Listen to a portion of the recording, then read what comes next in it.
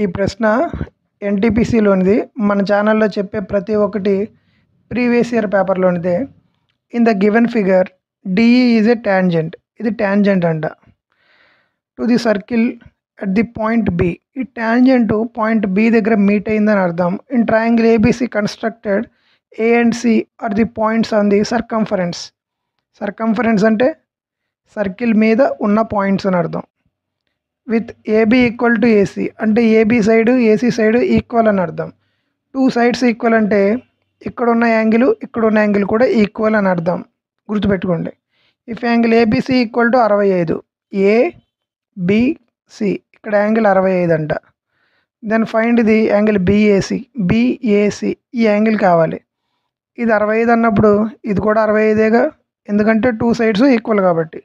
65 65 130. ట్రయాంగిల్లో ఉన్న యాంగిల్స్ మొత్తం కలిపితే 180.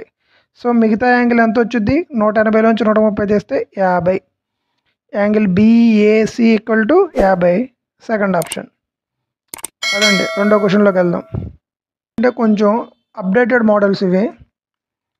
యాంగిల్ బిఏసి ఈక్వల్ టు 30 ఇది ఇచ్చాడు. ఏబిసి ఈక్వల్ టు 50 ఇది ఇచ్చాడు.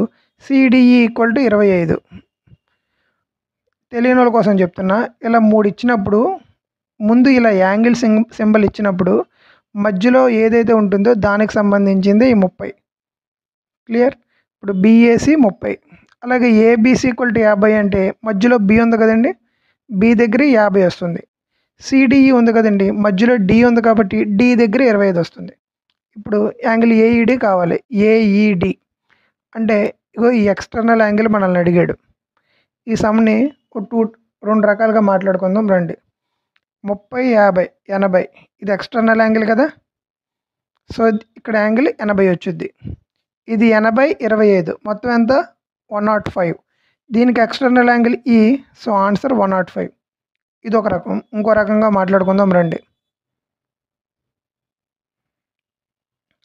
ఇది 30 ఇది 50 ఇది 50 80. సో మిగతా యాంగిల్ ఎంత అవుతుంది? ట్రయాంగిల్లో 180 కాబట్టి ఇది 100 అవుతుంది. ఇది 100 కాబట్టి ఇది 80 అవుతుంది. ఎందుకు అవుతుంది? ఇదంతా స్ట్రైట్ లైన్ కదండి. Straight line makes an angle 180 degrees. ఇది 80 ఇది 25 మొత్తం ఎంత? 105. మిగతా యాంగిల్ ఎంత అవుతుంది? ఈ యాంగిల్ 75 అవుతుంది. సో ఇది కూడా ఒక స్ట్రైట్ లైనే కదా. అప్పుడు ఇది 75 అన్నప్పుడు ఈ యాంగిల్ ఎంత అవుతుంది? 105. First option. ఈ ప్రశ్న మీరు నేర్చుకుంటే 2 నుంచి 3 కాన్సెప్ట్లు మీకు బాగా అర్థమవుతాయి. AB and CD are two chords of a circle. ఒక సర్కిల్ తీసుకుందాం ఫస్ట్. తర్వాత AB equal to 6, CD equal to 8, AB parallel to CD. ఇదిగో ఏబి, ఇదిగో సిడి. ఇది ఏబి, ఇది సిడి. ఇది centre of a circle O. జాగ్రత్తగా పరిశీలించండి. ఏబీ లెంత్ 6 అంట, సిడి లెంత్ 8 అంట. ఈ సెంటర్ ఆఫ్ ఏ సర్కిల్ ఈ కార్డ్ని ఏం చేస్తుందంటే 2 ఈక్వల్ పార్ట్స్ చేస్తుంది. అంటే ఇది 3 ఇది 3. ఇక్కడ కూడా అంతే. టోటల్ 8 కాబట్టి ఇది 4 ఇది 4. ఏబి అండ్ సిడి మధ్య డిస్టెన్స్ ఇచ్చాడు 7 meters అని. 7 meters. తర్వాత ఏం కనుక్కోమన్నాడు? Radius of the circle. ఇది రేడియస్ ఆఫ్ ది సర్కిల్. ఈ ఓ నుంచి ఓఏని మనం రేడియస్ అని పిలవచ్చు, ఓసీని రేడియస్ అని పిలవచ్చు. ఎందుకంటే సెంటర్ ఆఫ్ ఏ సర్కిల్ నుంచి సర్కంఫరెన్స్ని టచ్ చేసే ప్రతిదీ రేడియసే కాబట్టి.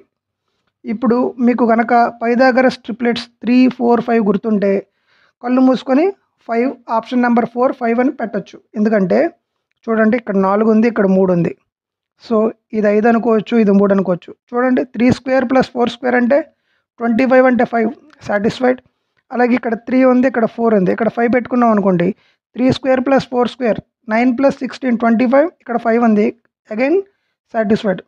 4 + 3 7. ఈ కండిషన్ కూడా సాటిస్ఫైడ్. Radius equal to 5. మీకు ట్రిప్లెట్స్ ఆ సమయానికి గుర్తొస్తే, లేని పక్షంలో ఏం చేయాలంటే ఇప్పుడు మాట్లాడుకుందాం. ఇప్పుడు సమ్ చేద్దాం. దీన్ని నేను x అనుకుంటా, దీన్ని 7 - x అనుకుంటా. ఇది హైపోటెన్యూసే, ఇది హైపోటెన్యూసే. హైపోటెన్యూస్ ఈక్వల్ టు ఈ ట్రయాంగిల్ తీసుకుంటాను. 4 square 16 + 7 - x హోల్ స్క్వేర్. ఇప్పుడు ఈ ట్రయాంగిల్ తీసుకుంటాను. హైపోటెన్యూస్ ఈక్వల్ టు 3 square అంటే 9 + x స్క్వేర్. ఇప్పుడు ఈ రెండింటిని ఈక్వల్ చేస్తాను. 16 + 7 - x whole square equal to 9 plus X square. తొందరపడి ఏం చేయకుండా ఒకసారి అబ్జర్వ్ చేయండి. ఇక్కడ 16లోంచి 9 తీస్తే 7, తర్వాత X square minus 7 minus X whole square. ఇప్పుడు ఆప్షన్స్ చూడండి. చిన్న వాల్యూ ఏది 4. నేను 4 తీసుకుంటున్నాను. దేని ప్లేస్లో? ఎక్స్ ప్లేస్లో. ఎక్స్ ప్లేస్లో 4 తీసుకుంటే ఇది 16. 4 అంటే 3 స్క్వేర్ అంటే 9. 16లోంచి 9 తీస్తే 7. LHS equal to RHS. X equal to 4. First option పెట్టేస్తారు చాలామంది. కాదు, మనకు వచ్చింది, మనం కనుక్కోవాల్సింది రేడియస్, ఎక్స్ వాల్యూ కాదు. సో ఇది 4 అయితే ఇది 7 మైనస్ 4 అంటే ఇది 3. టోటల్ కలిపితే 7. సాటిస్ఫై అయిపోయింది కదండి. ఇప్పుడు చూడండి, ఇది 3, ఇది 4. ఈ సైడ్ ఎంత అవుద్ది? 5. మళ్ళీ ఇది 4, ఇది 3. ఈ సైడ్ ఎంత అవుద్ది? 5. Fourth option. Short cuts follow అవ్వండి, ప్రొసీజర్స్ తెలుసుకోండి. ఎగ్జామ్లో ఇన్ని స్టెప్పులు మీరు రాయక్కర్లేదు. మీకు అర్థమవడం కోసమే ఇలా చెప్పాను. ఒక 2 సార్లు చేస్తే డైరెక్ట్గా స్టెప్పులు పడిపోతే 1.5 మినిట్లో ప్రాబ్లం సాల్వ్ అయిపోతుంది. నేను చెప్పే విధానం మీకు నచ్చినట్లయితే ఒక లైక్ చేయండి. మీ ప్రిపరేషన్కి ఈ ఛానల్ హెల్ప్ అవుతుందని మీరు భావిస్తే తప్పకుండా సబ్స్క్రైబ్ చేసుకోండి. మీరు పెట్టే కామెంట్, మీరు కొట్టే లైక్ నన్ను చాలా ఎంకరేజ్ చేస్తాయి. Thank you.